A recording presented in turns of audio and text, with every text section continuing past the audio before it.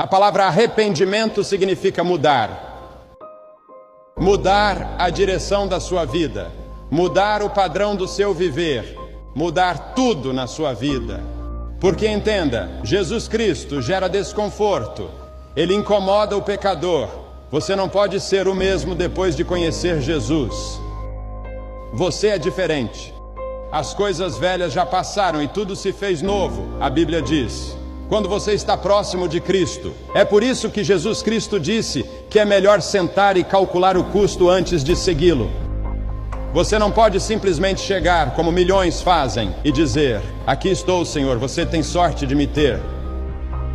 Você precisa ter arrependimento verdadeiro.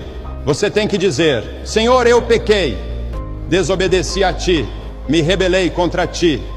Senhor, venho pela fé para receber Teu Filho Jesus Cristo em minha vida.